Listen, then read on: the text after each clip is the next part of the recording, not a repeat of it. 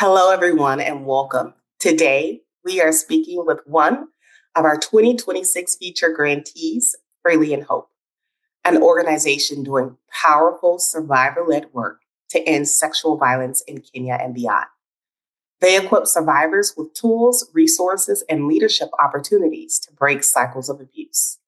They are 100% staff and leadership women led, many of whom are survivors themselves. Together, Women Rise is honored to support their project, Pendo's Power. And today we'll hear directly from their team about their mission, impact, and vision. Together, Women Rise is a collective giving community dedicated to global gender equality. We fund grants to organizations that empower and support women and girls in low-income communities in the global South. We have awarded $50,000 to Freely in Hope. My name is Jasemen, and I am the Program and Grantmaking Manager here at Together Women Rise. And it is my pleasure to introduce Lydia Matioli. Lydia, can you please introduce yourself and share your role at Freely in Hope? Thank you so much, Jasmine. It's such a pleasure to be here and to be joining the Rise community.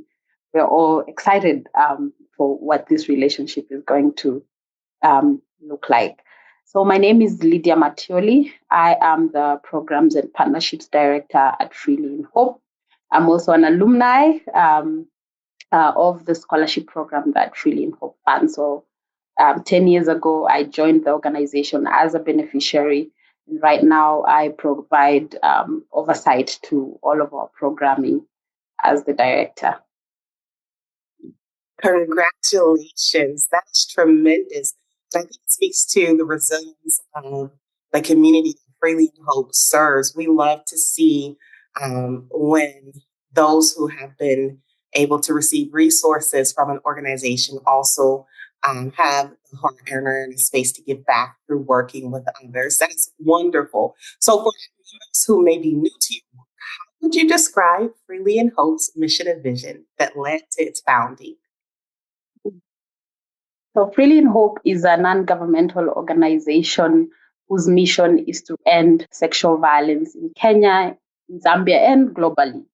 And we do this by equipping survivors of sexual violence with the tools, resources, and the support that they need to take the lead in breaking the cycle of abuse. So we believe that when we provide the right kind of support to survivors like me and all the other girls who have been a part of the Freely in Hope community, they are the ones who will design solutions that will directly solve the issue of sexual violence.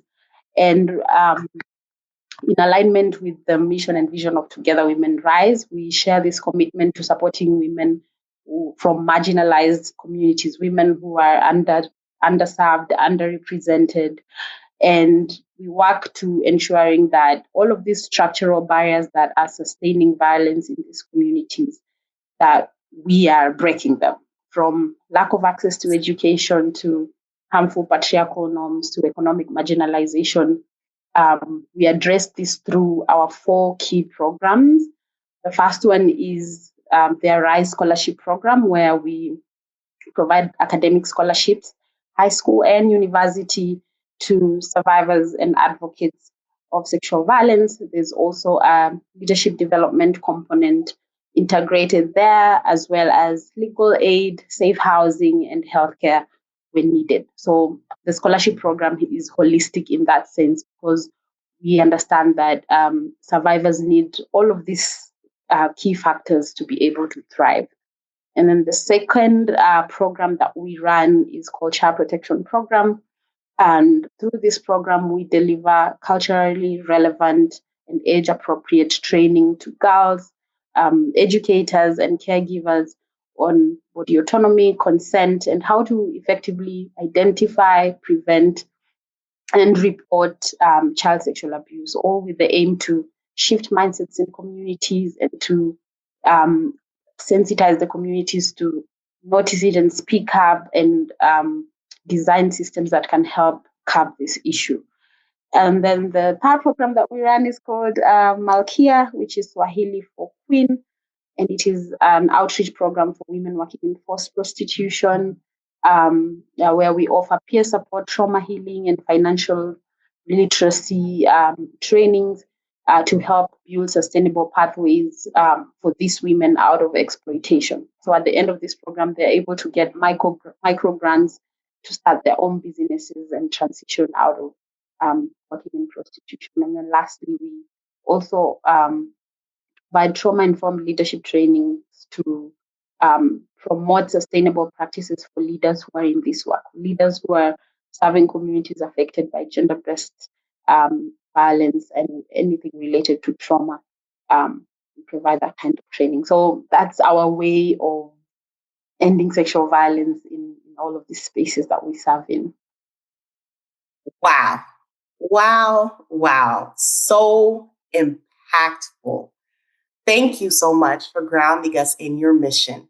It is incredibly powerful, and the work you do is very much so needed and felt.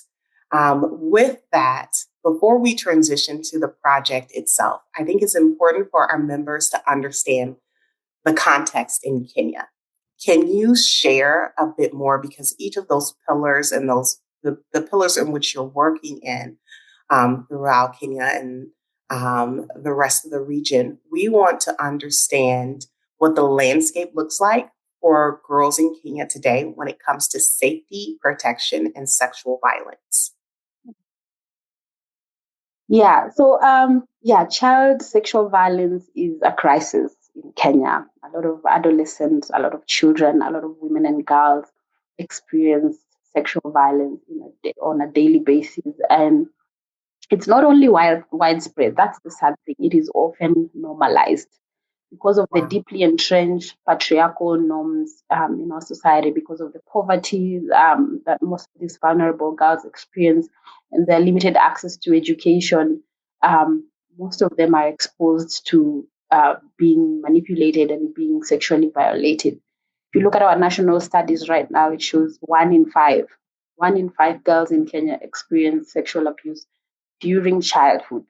And if you look at the median age, most of the girls experience it at around 13. And the other reason why it was very, very important for us to target children and like this community of young people below 18 years is because we realized that 90% of the survivors in our own community, like our Freely in Hope community, 90% were abused when they were children. Some of them were 9, some of them were 12, some of them were 10. And this is because they were innocent. They did not have the language to express what had happened to them. There are a lot of barriers when it comes to seeking and finding justice. There's a lot of stigma around this issue in our community. And all of these things are just, perpetrating re-traumatization of survivors. And survivors are, in most cases, left to bear that burden of shame and lifelong consequences, such as dropping out of school and dealing with the trauma and mental health issues. And so, like I said, it is a crisis. And yes, there have been many, many interventions that have come up. But yeah, this issue is still there. And so we needed to come up with unique solutions to be able to address this crisis. Wow. Thank you. And that is really helpful. And it highlights why this work is so urgently needed. I'm going to transition once again to talk about the project that Together Women Rise is funding. And I will tell you, when I read the project proposal as well as the committee, I was inspired in the program design. And so just to give some more context, Together Women Rise is funding the expansion of Pendo's Power, a trauma-informed play-based child protection program for children ages 4 to 12. The program teaches children body safety, consent, and how to recognize and disclose abuse. Survivors, leaders use storytelling, music, games, and role play to create culturally grounded, emotionally safe learning environment. Can you let us know, Lydia, how Pendo's Power came to life? Yeah, so Pendo's power was inspired, it was drawn from this book that we came up with. The book is called Pendo's Power. I'm the author. I wrote the book, and it was inspired by my own experience as a survivor of child sexual abuse at the age of 5. And also, it was inspired by the fact that many survivors in our communities were abused when they were children. And also, my own experiences as a mother, having to raise a daughter who is 6 years old right now, and just being so scared of her being exposed to the same vulnerabilities that I was exposed to when I was a child. That thought that my Amira could, one day encounter someone who would, cross their body boundaries or touch them inappropriately, and them not being able to tell me because they don't know how to, or they don't know that, like if this was someone breaking their boundaries. I think that just, it gave me sleepless nights. And instead of allowing this fear to paralyze me, we decided, how about we do something about it and design a program that specifically speaks into supporting children, parents, and caregivers and educators with the resources that they needed to have this conversation. So started with a book, and then we realized beyond the book, like the book is the resource, beyond it, we needed to go into the communities and be with the children, be with the parents and caregivers, be with the educators, and expound on this subject so that they can fully understand and they can sustain this knowledge in the communities that they come from. And so, yeah, that's how we designed Pendo's Power, and we made it play-based because our primary target population, the children. And we realized that, as we all know, the concentration span of children is not the same as ours. We needed to integrate models of teaching to keep them excited. As much as this is such a very, very sensitive topic, children thrive when there's play, when they, there are things they can do with their hands, when there's songs they can sing to. That's how they easily learn, and it sticks, it stays with them. And so, in designing the curriculum for this particular workshop for children, we were very, very intentional to incorporate all of these things: storytelling, games, role play, so that the children, to simplify it, so that the children can find it palatable. So, yeah, that's how we designed that. And then we realized, for us to sustain this knowledge, we needed to bring all the stakeholders, all the key stakeholders on board. And who spends most time with children? It's the parents and the caregivers. It's the educators in schools, the teachers, and so that's why we saw the very, very important need to ensure that beyond just the children, we also have a curriculum designed to ensure that caregivers also know how to initiate these conversations at home, starting from familiar things, like and using everyday moments, like when a child is birthing, to talk about consent, and to talk about private parts and why they're private, and to talk about good touch and bad touch. So all of that is when we talk to parents and caregivers. And then for the educators, how do we ensure that our school environments are safe for children? How do we use this time that we have with children to also just emphasize on the importance of speaking up? Your voice is your power. If anyone does anything to you that makes you feel uncomfortable, come to me. I will believe you. I will work with you, and I'll make sure that you're safe. Yeah. Lydia, oh, that is incredible. Thank you so much for sharing your story and your resilience in the form of Pendo's Power. I had an opportunity to look at the book once I knew the new slate of grantees, and I immediately said, this book needs to be in every classroom. Many caregivers should have this book on board just to be able to speak about the good touch, like you said, and bad touch, ways to approach child protection in this way. Because within Pendo's Power, this work is culturally grounded, and it is very distinct from many other child protection models. Can you tell us what makes Pendo's power, a little bit more eloquently than I just did, unique?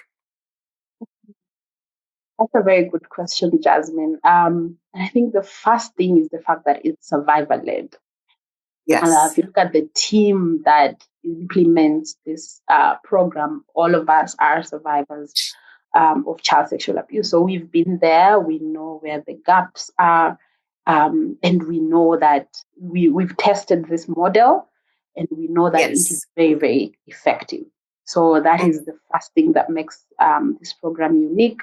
The second thing is the holistic approach that we take. We are adopting an ecosystem. It's not just the children in isolation or the parents in isolation. We understand that all of these demographics coexist in an ecosystem, and so as important as it is to speak to children, it's also very important to reinforce this knowledge to their parents and the guardians that stay with them at home, and to the educators that stay with them at school, and all the other practitioners that work with children. So the fact that all of these key stakeholders are part of this, and we ensure that they form peer learning circles, they have conversations, like we're humanizing pathways, referral pathways, where if an issue occurs, the parent knows who to speak to, who will support the local Yes. leaders and the local organizations that can work with them. And I feel like that is what anchors this model. It is Mhm. deep in the grassroots communities, ensuring that there's local ownership and that there will be sustainability even when we are done with the first training, there will be sustainability. So Yes. that is a key part of that. Um, yeah, and the fact that also that it was designed through like deep consultation. We had interviews with the children. We had interviews with every single one of these key stakeholders, just ensuring that this solution is not only effective, based on our own lived experiences, but also the experiences of all of these people living in the different communities that we serve. So I feel like that also makes it very, very unique. It's very human centered, community centered. Yeah. I couldn't agree more. This project is set to reach 6,000 children, and Yes. over half will be girls. Mm-hmm. 90%, I'm sorry, 90 of your educators are going to be trained in trauma informed safeguards. And Mm-hmm. as you said, this program reaches caregivers and community leaders who create a circle of protection, which I love, Mm-hmm. Yes. around each child. And so I want to kind of circle back to the statistic that you shared earlier. So in Kenya, 1 in 5 girls experience sexual abuse in childhood. Many Mm-hmm. times, programs are often top down and not trauma informed.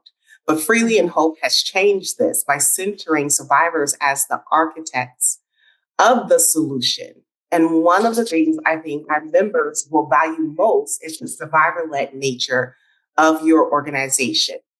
Could you share a story from a past workshop that illustrates the impact of this approach? Mm-hmm. Yes, we've had a lot of stories that have come up. And one in particular that I can share, and we like to share this story, is about this 8-year-old girl who had been exposed to child sexual abuse, and she was being touched inappropriately by Mm. a neighbor, and she had never ever shared about this with anyone. And so, like right after our sessions, we talk to the teachers. We make sure that the teachers know the safeguarding procedures. They know in case a child comes and discloses abuse. If it's us, we know how to act and we collaborate with the teachers. But in the instance where we've already left the school, we want to make sure that the teachers know the procedures to take and the pathways, the referral pathways to take so that the child gets the help that they need. And so Yes. this 8-year-old girl, right after our workshop, found the courage to approach a teacher and tell her about this ongoing inappropriate touching by a neighbor. And the teacher was able to intervene and talk to the parents, and then the caregiver, like they were able to identify this person who owned a shop, a shopkeeper around the community, and this person was, confronted, and the villagers, Yes. were able to make sure that this person was arrested. So that to me was like, oh my God, Incredible. incredible. We've also had an instance where a young girl, like a 6-year-old, was part of our workshop, went and talked about our workshop at home. And the sister was also going through abuse. In fact, she was pregnant, but she was quiet about it. So the girl was singing, bad touch, good touch, your voice is your power. The sister was curious, and the sister was from high school. So she was about like 13 years old. She was like, what taught you about this? And the sister now went to the girls' school, spoke to the principal. This principal reached out to us, like, oh, there's this high school girl who had about your program from a sibling, and they're pregnant, and they've also been abused by a man in their neighborhood, and they don't know what to do. They're scared of telling their parent. And so all of us came together to support this girl. She was taken to a safe house so that she can, be able to take care of herself and give birth, as we also pursued the neighbor. So we've seen how powerful and the ripple effect. Yes. The ripple effect that this program has, like the impact when it comes to the children being empowered, and then the communities being empowered, the educators being empowered. All of us are working together to speak up and make the culture of speaking up more and more normalized. I love that, Lydia, because you are, through this work, giving survivors their power back. And so often, women who are victims of gender based violence feel that they have no power. So to give them their voices back, especially the children, their autonomy over their body and the ability to seek justice for harms done against them is empowering and powerful. And stories like this help our community understand the heart of the work.